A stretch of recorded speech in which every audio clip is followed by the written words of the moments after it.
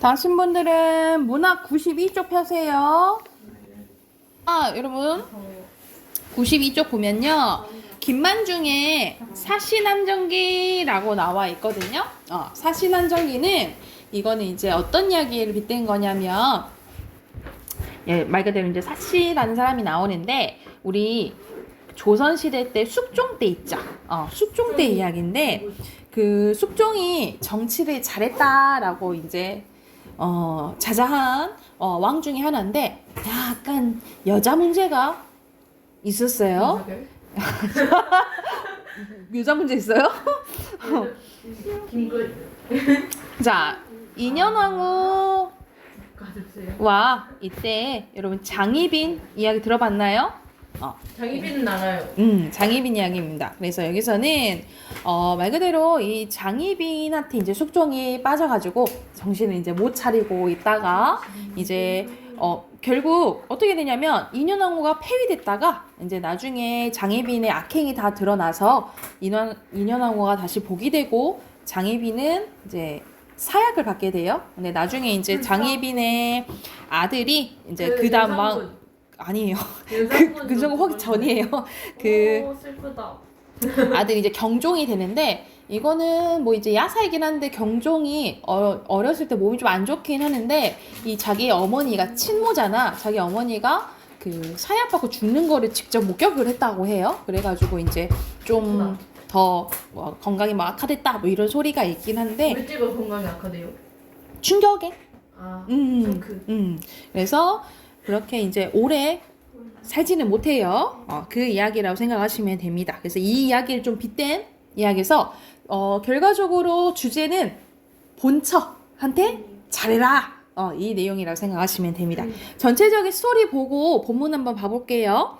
명나라 유명한 인사 유현은 늦지막에 아들 연수를 낳게 되는데요. 연수는 15세 과거를 급제하여 한림박사로 임명되게 됩니다. 그러니까 이렇게 15살에 과거에 급제할 정도로 똑똑했다는 거지. 연수는 황제에게 자신이 아직 나이가 어려 앞으로 10년 동안 수학한 뒤 벼슬길에 나아가겠다고 청하고, 황제는 이를 기특하게 여겨 5년의 시간을 주게 됩니다. 이 유한님이 덕성과 제도를 겸비한 사시와 결혼을 한 뒤에도 9년이 지나도 아이가 없자 사씨는 유한님에게 첩을 얻어 호사를 이룰 것을 권합니다. 그래서 교씨라는 첩을 얻게 돼요. 근데 아들 장주를 얻었는데, 근데 참 하늘도 무심하지, 갑자기 사씨도 아들을 낳게 돼. 아들 이나를 낳게 됩니다. 그래서 말 그대로 우리 본처의 자식을 적자라고 하고, 그리고 첩의 자식을 서자라고 하는데, 이때는 이제 적서 차별 제도가 있었던 이제 시기인 거죠. 말 그대로 첩의 자식보다 누가 더 우선시 돼야 돼? 원래 본처의 자식이 더 우선시 되잖아. 그래서 사씨가 아들을 낳자 불안해진 교씨는 동청이라는 사람과 모의해서 사씨를 모함을 하게 됩니다. 그래서 결국 유한님은 사씨를 내쫓고, 이거 누구의 이야기랑 똑같아? 인현왕후랑 장혜빈 이야기랑 똑같은 거지. 그래서 빗댄 이야기예요. 교씨를 정실 부인으로 삼습니다. 쫓겨난 사씨는 시부모의 묘소 인근에 머물다 여승 묘해의 도움으로 절에서 지내게 돼요. 교씨는 못돼가지고 하인들을 혹독하게 대하고 집사이자 문객인 동청과 간통을 합니다. 뭐 이렇게 이제 따로 다른 남자가 또 만나는 거지. 유한님이 지난 일을 의심하기 시작하자 교씨는 동청과 엄승상을 찾아가 유한님은 자기 지금 남편을 이제 모함하려고 하는 거야. 이제 버리려고 하는 거죠. 이에 유한님이 유배되고 교씨는 동청을 따르게 됩니다. 지방관이 된 동청은 백성을 착취해 악행을 저지르게 되는데, 태자책봉의 경사로 유한님이 잡혔다가 풀려나고 그간의 진실을 알게 된 거야. 그러니까 교씨가 나쁜 짓을 했다는 걸 다 알게 된 거야. 지난날을 후회하던 유한님은 동청이 보낸 관졸들의 공격을 죽을 위해서 처하나 때마침 나타난 사씨의 도움으로 목숨을 구하게 됩니다. 황제가 엄승상의 간악한 죄를 깨달아 그를 내쫓고, 동청은 학정을 일삼은 일로 처형을 당하게 돼요. 유한님은 다시 관직에 등용되게 됩니다. 고향으로 돌아온 유한님은 동청이 죽은 뒤 낙양에서 지내던 교씨를 잡아 죄를 묻고 교씨를 처형하게 돼요. 그리고 유한님과 사씨는 다시 행복하게 살았다라는 내용입니다. 그래서 말 그대로 본처한테 잘해라 라는 이제 내용이라고 생각하시면 돼요. 그래서 그 일부분이 나와 있거든요. 한번 94쪽 넘겨서 한번 봐볼게. 그래서 이때는 막 결혼했을 때입니다. 둘이 결혼했을 때야. 유한림과 사소저가 마침내 혼인을 하니 진실로 시경이 이른바 요조한 숙녀 군의 좋은 짝이 같았다. 그러니까 완전 선녀였다 이 말이에요. 다음 패백을 받들어 소사께 드리고 가묘에 올라가 조상들께 고했다. 친척과 손님들도 모두 모여 함께 소절을 바라보았는데 소절은 정신이 맑고 기질이 빼어나 마치 봄바람의 난초가 움직이듯 지금법 쓰였죠. 가을 물에 하얀 연꽃이 비치는 듯했다. 행동거지가 모두 법도에 조금 더 어긋나지 않으니 모든 사람이 소절을 칭찬하고 소사에게 축하의 말을 전했대. 여기서 소사는 유한님의 이제 아버지 얘기하는 거예요. 예를 마친 소사가 신부를 마루에 올라오게 했대. 일찍이 관음찬을 보니 재주가 뛰어나다는 걸 알 수 있겠더구나. 다른 작품도 분명 적지 않을 테지 하면서 그러니까는 네가 쓴 글들 좋더라 이렇게 얘기를 이제 칭찬해 준 거야. 붓을 놀려 글을 쓰는 일은 여자에게 마땅한 바가 아닙니다. 예전에는 보통 이제 그 공부하고 하는 거는 남성 위주였으니까. 게다가 타고난 자질이 노도나에 일찍이 지은 시가 없습니다. 관음차는 어머니의 명을 따라 억지로 지은 것일 따름입니다. 그러니까는 엄청 겸손한 사람인 거죠. 외람되게도 누추한 시를 보시라고 생각지도 못했습니다. 글 쓰는 일이 여자가 할 일이 아니라면 옛날 어진 부녀자들이 글을 배운 것은 도대체 무엇 때문이냐? 옛날 부인들이 글을 배운 것은 어진 행동을 본받고 악한 행동을 경계하고자 할 것이지 더 이상의 것은 없다라고 얘기를 하는 거죠.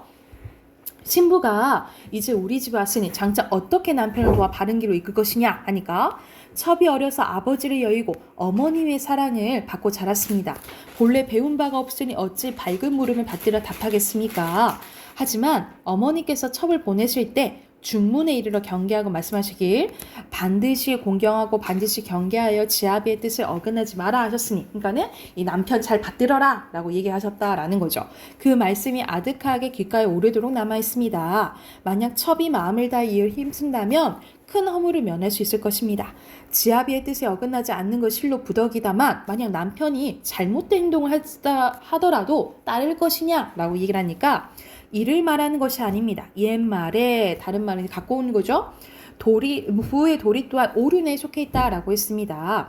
아버지에게 간언하는 아들이 있었고 우리가 간언하는 것 부모한테 간언하는 것을 사자성어 뭐라 하냐면 오륜 중에 부자유치인이라고 하고 나라에는 간언하는 신하가 있고 이거는 이제 그 임금을 받드는 거니까 군신유의 이거 나와요. 그리고 형제는 바른 도리를 서로 격려하고 그리고 벗들은 친구끼리는 착한 행동을 서로 권하는데 친구들끼리 하는 건 부모유신이에요.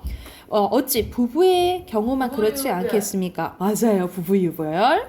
허나 예로부터 남편이 부인의 말을 들으며 해롭기만 하고 이로움이 없었으니 암탉이 새벽을 알리는 것을 경계하지 않을 수 없는 것입니다. 그러니까는 무조건 말 그대로 웬만하면 누구 말 따라야 된다? 남편 말 따라야 된다 이 말이야. 그래서 여기서는 예전 가부장적 사고 방식이 반영돼 있고 남성 위주라고 생각하시면 되고 그래서 수동적 소극적인 여성관을 가지고 있다라고 보시면 됩니다. 소사가 뭐라 하냐면 우리 며느리는 옛날에 조대가에 비할 만하니 세속에 어떤 여자가 이에 미치겠는가 하면서 우리 며느리 아주 뛰어나지 하고 이제 자랑을 하는 거예요. 자, 또 한님이 어진 부인을 얻는 것은 작은 경사가 아니다. 네가 내조를 얻었으니 내가 무슨 근심을 하겠느냐 하면서 둘이 이제 결혼해서 이제 축하를 받는 상황인데 근데 9년 동안 뭐가 없다 했어? 자식이 없다 했잖아, 그치? 그래서 이제 안 생길 수도 있으니까 그게 이제 문제가 생기기 시작한 거야. 그 다음 쪽 보면 자네가 우리 집에 들어온 뒤로 이거는 이제 뭐냐면 아내가 이제 사씨가 아이를 갖지 못하니까 누가 들어오게 된 거야? 교씨가 들어오게 된 거야. 그래서 지금 교씨랑 사씨가 대화 중인데 사씨가 보기에 교씨가 좀 너무 남편을 조금 말 그대로 잘 보필하면 좋은데 너무 조금 정신을 혼미하게 만들고 좀 어지럽게 만들까봐 약간 경고를 주는 거예요. 그래서 지금 좋은 마음으로 경고를 이제 주는 장면이라 보면 돼. 봐봐. 자네가 우리 집에 들어온 뒤로 일찍이 즐거워하지 않는 것을 본 적이 없었는데 집안에 무슨 일이 있었기에 이같이 구는가? 이건 지금 유한님이 교씨한테 물어보는 거야. 이미 사씨가 교씨한테 한마디 했어요. 사씨가 교씨한테. 그러니까 교씨가 이걸 누구한테 이르는 거야? 자기 남편인 유한님한테 지금 이르는 장면인 거예요. 어디서? 그래서 뭐라 하냐면 첩이 한님의 물음에 답을 하지 않는다면 한님께 죄를 짓고 사실대로 말하면 부인께 죄를 지는 것이니 말 못하겠어요. 이렇게 지금 하는 거예요. 아니 자네를 허물지 않을 것이니 숨기지 말고 말하게 하고 얘기하니까 책임을 안 물을 테니까 뭐라 하지 않을 테니까 말하라는 거죠. 그래서 교씨가 뭐라 하냐면 첩이 속된 노래와 비루한 음악으로 군자의 귀를 더럽히면서 상공의 명을 받들어 왔습니다. 그러니까는 말 그대로 교씨는 잘 애교도 잘 떠고 그러니까는 막 이제 남편을 즐겁게도 막 해주고 하는 거지, 그치? 그런데 거칠고 졸려할 줄도 모르고 항상 명을 따른 것은 군자께 정성을 다해 한 번이라도 웃겨주려고 당신을 즐겁게 해주려고 한 건데 어찌 다른 뜻이 있었겠습니까? 하지만 오늘 부인이 그러니까 사씨가 첩을 불러 꾸짖기를 날 혼냈다 이 말이야. 상공이 너를 취한 것은 본래 대를 잇기 위해서 위해서지 집안의 미세계에 있어서가 아니야. 너는 날마다 얼굴을 꾸미니 매우 마땅치 않아. 듣지 않은 네가 음란하고 바르지 못한 음악으로 장부의 마음을 미혹해 하면서 돌아가신 시아버지의 가풍을 타락시킨다더군. 그 죄는 죽어 마땅하나 지금은 그냥 내버려두지. 후에 만약 고치지 않으면 하면 내가 비록 약한 여자지만 여우가 척부인의 손발이 끊어버린 도끼와 그녀를 말하지 못하게 만든 약을 갖고 있으니 모름지게 조심하도록 해! 하고 사씨가 나를 협박했다라고 거짓말을 지금 하는 거야. 매우 엄하게 꾸짖었습니다. 첩은 시골에 비난한 여자인데 특별한 상공이 큰 힘이 은혜를 입어 영화가 넘쳐나고 부귀가 그친하니 죽더라도 한이 없습니다. 다만 상공의 밝은 덕이 천첩 때문에 세상 웃음거리가 될까 두려워 감히 명을 따르지 않았던 것입니다 하면서 완전 피해자 코스프레 하는 거예요 지금. 그랬더니 한님이 이 말을 듣고 가만히 생각을 했대. 부인이 평소에 툭이 질투를 하지 않는다고 생각했는데 어찌 이런 말을 했을까? 또 부인은 교씨를 예절되게 대하고 단점을 언급한 적이 없었어. 그러니까 자기한테 싫은 소리 한 적이 없었다 이 말이죠. 비록 하인들 사이 일이라도 그 잘못을 드러나게 지적하진 않았으니 교씨가 부인에게 잘못을 저질러서 그런 것이 아닌가 속으로 생각했다라는 거야. 그러니까 여기서는 아직까지는 사씨에 대한 유한님은 써둘게요. 옆에 사씨에 대한 믿음이 있었던 거죠. 신뢰가 있었던 거죠. 그래서 이 말을 고지고대로 믿지는 않아요. 이유를 알 수 없어 얼마 동안 생각하다 교씨를 불렀대. 내가 자네를 취한 것은 부인이 권해서였네. 일찍이 부인이 자네에 대해서 나쁜 말 하는 걸 듣지 못했으니 반드시 비복들 사이에서 참언이 있어서 한동안 노기를 이기지 못한 것일 게야. 그러니까는 순간 화가 나서 그런 거니까 너무 맘쓰지 마 하고 이제 좀 달래주는 거예요. 비록 그런 말이 있었더라도 원래 착한 사람이니 자네를 해하려는 마음이 없을 테니 의심 말게. 설사 해하려 한다 해도 내가 있는데 어찌 그러하겠는가 하면서 지금은 교씨의 말을 완전히 유한님이 믿지는 않은 거예요. 그랬더니 교씨는 겉으로는 살했으나 너무 분한 마음이 들더래. 오호라, 옛말에 호랑이는 그릴 때는 골격 그리기가 쉽고 사람 할 때는 마음 하기가 어렵다고 했다. 교씨는 용무가 공손하고 언사가 온화하여 사씨가 마음으로 좋은 사람이라고 여겼대. 근데 한때 경계의 말이 건넨 것은 다만 바르지 못한 소리가 장부의 마음을 미혹하게 할까봐 걱정할 따름이지 다른 뜻이 있었겠는가. 교씨가 매우 분한 마음을 품고서 헐뜯기 시작하여 끝내 큰 재앙의 근원이 되었으니 부부와 처처 간의 길이 어찌 조심하지 않았겠는가. 한님이 비록 교씨의 간악한 마음을 깨닫지 못했으나 사씨에 대한 의심하는 마음 또한 없었대. 따라서 교씨가 다시 헐뜯진 않았대요. 그러니까는 딱 이제 이 교씨 여자는 똑똑한 거죠. 치고 빠지기를 잘하는 거야. 아직은 이 사씨에 대한 사씨에 대한 신뢰가 있구나. 지금 만약 계속 자기가 욕해버리면 누구 손에? 내 손해니까 안 했다 이 말이야. 근데 계속 하다 보면은 유한님도 이상하다 이렇게 되겠지, 그치? 그래서 넘겨볼게요. 결국 아들을 각각 한 명씩 낳게 돼요. 이제 그 상황이라 보시면 되는데, 지금 이제 임신한 상황이구나. 하루는 남매가 사씨의 시비와 함께 논일다가 함께해서 교씨에게 말했대. 춘방의 말을 들으니 사씨가 태기가 있다고 합니다. 10년 만에 처음으로 태기가 있다니 진실로 세상 드문 일이군. 필시 월사가 그릇돼서 그런 것일 거야. 뭐가 잘못됐겠지. 그냥 뭐 예를 들어서 우리 여자가 하루에 한 달에 한 번씩 생리하잖아요. 뭐 잘못된 그냥 생리 안 그냥 뭐 안다는 거 아니야? 그냥 이렇게 생각했는데 만약 저가 아들을 갖는다면 내 아들은 매우 무색해질 때지. 어떻게 좋은 계책을 얻을 수 없을까? 그러니까 자기 말 그대로 위기의식을 느끼게 된 거야. 급기야 5달이 지나니 태기가 분명해. 온 집안이 크게 기뻐했대. 교씨는 심기가 불편해 남매와 몰래 뱃속 태아를 죽이는 약을 구한 뒤 사씨가 마시는 약에 가만히 탔대요.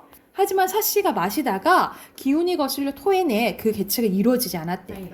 10달이 찾아 과연 아들을 낳았는데 골격이 비상하고 풍채가 빼어났다. 한님이 크게 기뻐하여 이나라고 이름을 지으니 집안 사람들이 모두 떠받들었대요.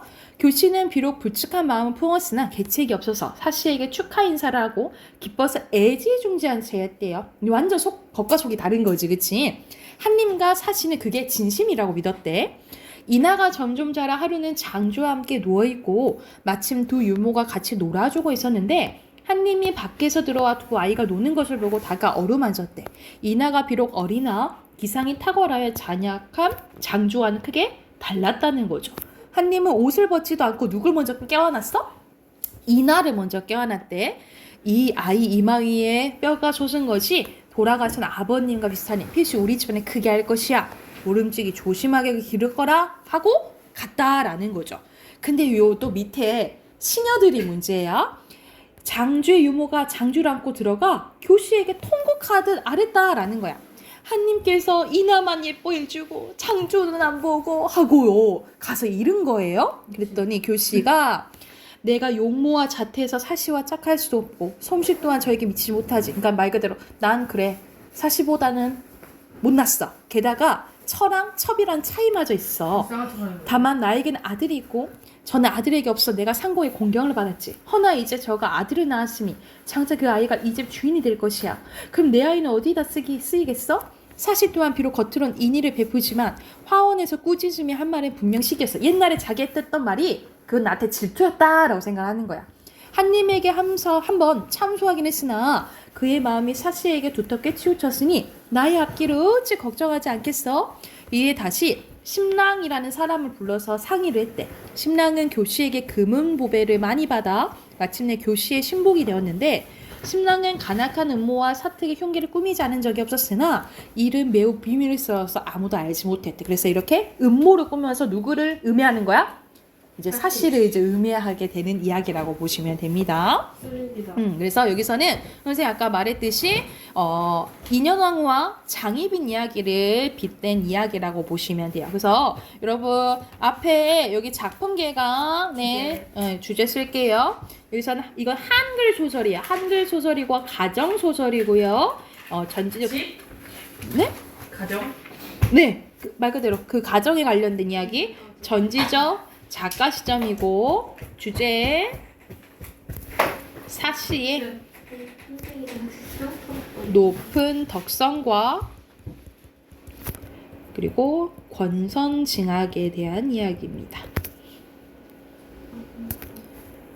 주제 쓰시고 93쪽부터 100쪽까지 문제 푸세요. 적성? 덕성. 덕성. 사씨의 높은 덕성과 권선징악.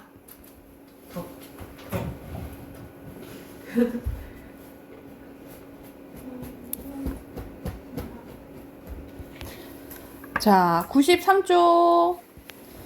자, 순서대로 X 후사 때문에 그런 거죠. 5, 5, X예요. 교시 처형됐다고 했어요. 정실부인 안 되지 않았어요, 교시? 됐어요? 언제 됐어요? 죽었다면서요? 정실 부인 됐다가 나중에. 걸려서 죽었어요? 네. 1번에 1번, 2번에 5번, 5번, 3번에 2번. 2번이고요.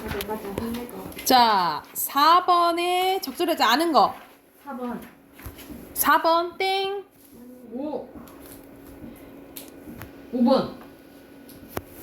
여기서 답은 3번. 2번입니다. 2번에 뭐라고 했어? 속된 노래와 필요한 음악은 더럽히면서 상공의 명을 받들었다 했잖아. 그치? 그래서 유한님에게 들려줄 만하다고 말하지는? 얘기하지는 안 했어. 여기가 틀렸죠? 5번에 5번. 5번이고요. 6번에 1번. 누구에 대해서 얘기했어? 교시가 이런 나쁜 생각 했다라는 걸 알려주잖아. 그치? 1번. 1번입니다. 7번에 그리고 7번에 2번. 2번이고요. 8번에 2번. 아니다. 잘못 봤다. 얘는 착해. 얘는 나빠야. 그치? 4번이죠. 아, 잘못 봤어. 9번에 적절한 것은 4번. 4번입니다. 나도 많이 맞았어. 뒤에 보면은 무슨 가치관 여기서는 전체적으로 오케이 유교적 쓰셔도 되고요.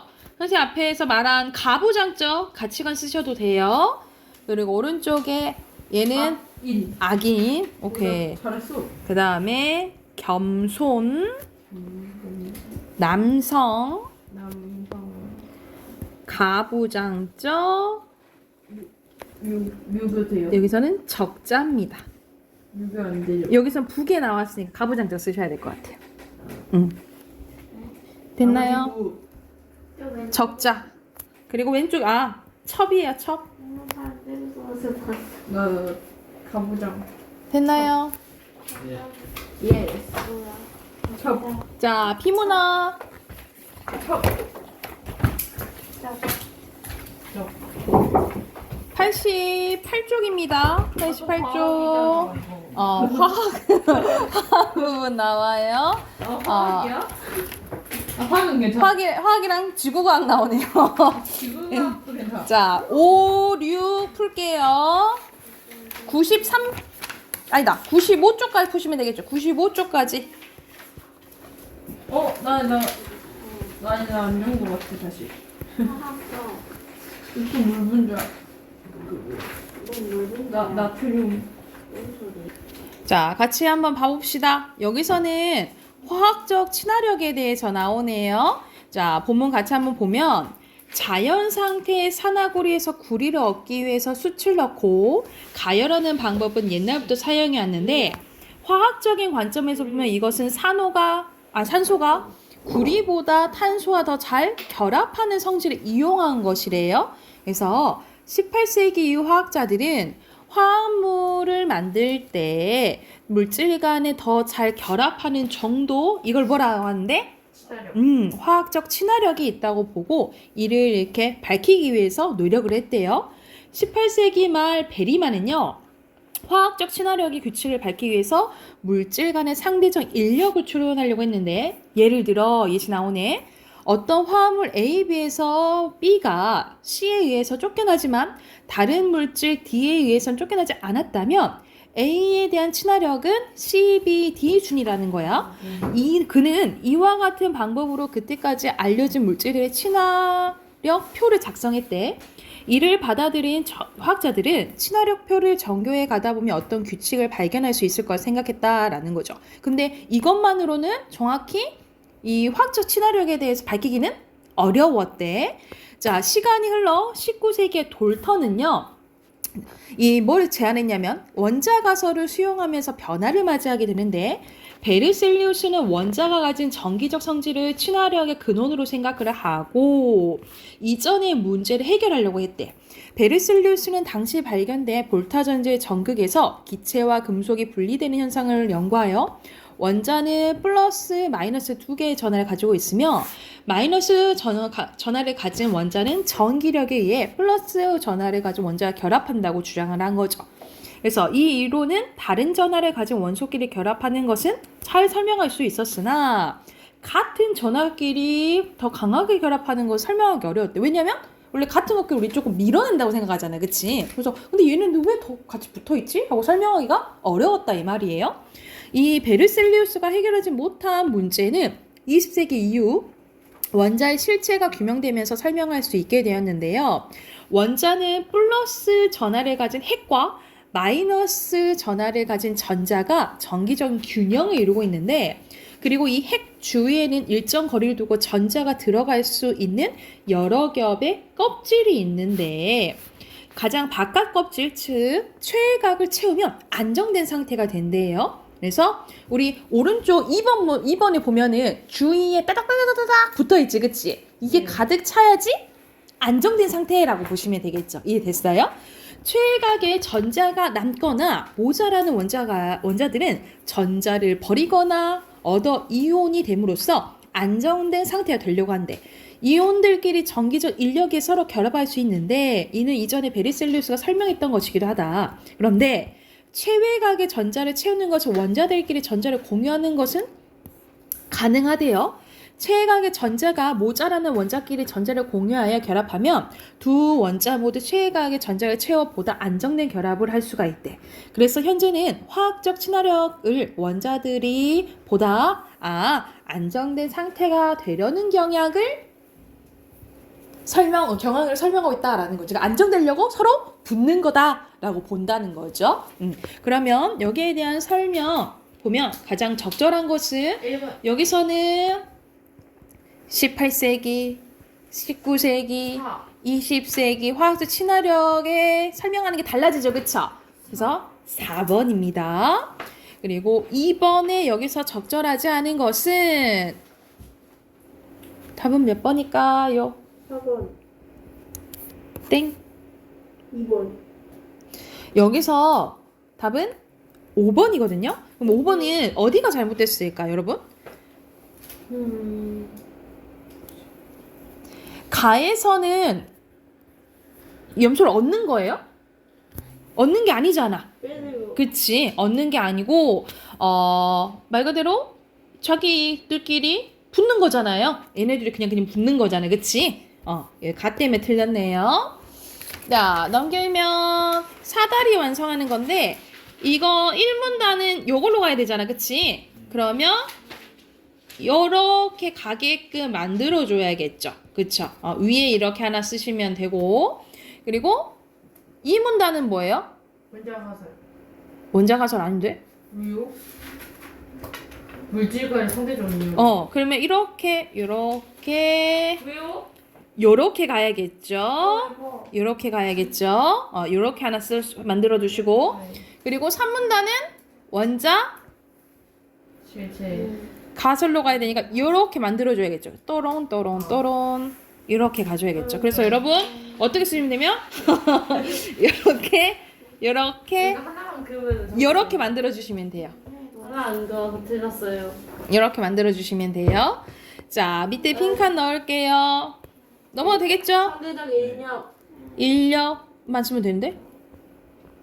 상대적 인력. 상대적이 있잖아. 전기적 성질, 전기적 성질. 그리고 볼타 전지, 골타. 볼타 전지, 골타. 그리고 원자 최외각 이온 공유입니다. 왠지 최외각 그리고 이온 공유. 공유? 오른쪽에 추론. 추론, 근원, 균형. 균형, 결합. 결합, 실체. 실체, 경향. 경향. 자, 두 번째 거는 우리 여름에 볼 수 있는 집중호우에 대해서 나오네요. 일반적으로 1시간에 30mm 이상 또는 하루에 80mm 이상 비가 내릴 때, 그리고 연 강수량이 10%에 해당되는 비가 하루 종일 내릴 때, 하루에 내릴 때 집중호우라고 하는데요. 왜 이런 집중호우가 생길까에 대한 내용 나와요. 찬 공기가 따뜻한 공기 쪽으로 이동하면 상대적으로 밀도가 낮은 따뜻한 공기는 찬 공기 위로 상승하게 되는데, 이때 상승하는 공기가 충분한 수분을 포함하고 있다면 공기 중에 수증기가 냉각되어 작은 물방울이나 얼음, 알갱이로 응결되면서 뭐가 만들어진다는 거야? 그래서 구름이 만들어집니다. 이 과정에서 열이 외부로 방출되게 되는데요. 이때 방출된 열이 상승하는 공기에 공급되어서 공기가 더 높은 고도로 또 올라가는 거야. 우리 뜨거운 공기는 그 기체는 막 위로 올라가잖아요. 그래서 물 끓이면 수증기 위로 올라가잖아요. 그렇죠? 그래서 그런데 공기에 포함된 수증기의 양이 충분하지 않으면 상승하던 공기는 더 이상 열을 공급하지 못하게 되면서 주변의 대기보다 차가워지게 되고, 그렇게 되면 공기가 더 이상 상승하지 못하고 구름 발달도 어렵게 된다는 거야. 만일 상승하는 공기가 일반적인 공기에 비해 매우 따뜻하고 습한 공기의 경우 상승 과정에서 수증기가 냉각, 응결하면서 방출하는 열이 그 공기에 지속적으로 공급되면서 일반적인 공기보다 더 높은 고도에서 새로운 구름을 만들어낼 수 있대요. 그렇기 때문에 따뜻하고 습한 공기는 상승하는 과정에서 구름을 만들고, 그 구름들이 아래쪽부터 자곡자곡 쌓이게 되는데, 이 구름이 쌓인 것을 뭐라고 한다는 거야? 정난운이라고 한다는 거야. 그래서 이 정난운이 형성되는 뭐에 따라서, 높이에 따라서 소나기가 내릴 수도 있고 집중호우가 생길 수도 있다는 거죠. 한 군데에서 맞아요. 일반적으로 정난운은 지표에서 2, 3k로 인해서 형성되는데, 정난운이 비가 내리면 정난운 아래에 있는 공기가 온도가 내려가 밀도가 높아지면서 밀도가 낮은 주위로 이렇게 퍼져가는 거야. 이해됐죠? 퍼져가는 거야. 이때 주위에 퍼진 차가운 공기가 원래 정난으로부터 떨어진 장소에서 다시 따뜻한 습한 공기가 만나는 경우가 있다는 거야. 이렇게 되면 또 따뜻하고 습한 공기가 상승하면서 뭘 만들어? 앞에서 또 정난운이 만들게 되는 거예요. 그래서 이때 새로 만들어진 정난운은 기존 정난운과 떨어져 있기 때문에 각각 그 정난운 밑에서만 막 물이 떨어지겠죠? 이때가 뭐라는 거야? 소나기가 생기는 거예요. 소나기. 그래서 각 그 부분만 내리는 거죠. 근데 만일 기존의 정난운에서 가까운 곳에 정난운이 생기면 어떻게 될까? 이때는 2개 이상의 정난운이 겹쳐지면서 한 지역에 많은 양의 비가 쏟아지는 집중호우가 발생하게 되는 거예요. 그래서 이 집중호우를 발생시키는 정난운을 형성하는 공기는 일반적인 정난운을 형성하는 공기보다 그 온도랑 습도가 더 높대. 그래서 일반적인 정난운보다 고도가 낮은 곳에서 구름이 형성될 수 있기 때문에 지표에서 수백 미터에 불과한 높이의 정난운이 형성됩니다. 낮게 되는 거죠. 이렇게 형성된 정난운의 바닥과 지표 사이의 공간이 좁기 때문에 이 안에 있는 공기양도 적어요. 그래서 비가 내리더라도 차가운 공기가 멀리 퍼져 안 퍼져? 아까는 새로운 곳에 생기면 퍼져야 된다 했잖아. 근데 못 퍼지는 거야. 이러한 상황에서 매우 따뜻하고 습한 공기가 유입되면 이 공기가 상승하면서 기존의 정난운 바로 가까이에 새로운 정난운을 만들게 되는 거예요. 이러한 과정이 반복되면 기존의 정난운과 동일한 장소에 여러 개가 몰리기 때문에 특정한 지역에 엄청나게 비가 내리는데 이것이 집중호우가 만들어지는 구조다 라고 생각을 하시면 되겠죠. 그래서 여기서는 소나기랑 집중호우가 생기는 과정에 대해서 나오잖아요. 1번에 알맞지 않은 것은 여기서는 오케이 4번이죠. 여기서는 어떤 데 있어? 지속적으로 그 상승하는 공기의 열이 공급이 막 될 때 쌓이면서 정난운이 발생한다 그랬잖아요. 그쵸? 말 그대로 온도가 높을수록 발달하겠죠. 그쵸? 2번은 생각보다 쉬워요. 3번. 3번 맞는데요. 이게 많으면 많은 양의 비 4번. 되겠잖아요. 2번. 모르겠어요. 집중호우는 아까 뭐라 했어? 여기 봐봐. 집중을 2개 이상의 정난운이어서 좁기 때문에 공기양이 적다 했죠? 여기 힌트. 그렇지. 1번이 되겠죠. 공기량이 아니요. 적을수록. 그죠? 자, 뒤에는 해당되는 질문 답 찾는 거예요. 이렇게 이렇게 연결하시면 되고요. 밑에 낮은 나는 은결, X 정나눈, 그리고 집중, 호흡입니다. 맞았어. 넘어가 되겠을까요? 네. 오른쪽에 어휘 순서대로 밀도, 습도 습도, 고도 고도, X 짝대기. 오케이. 문법 꺼내세요. 네. 문법 40쪽입니다. 40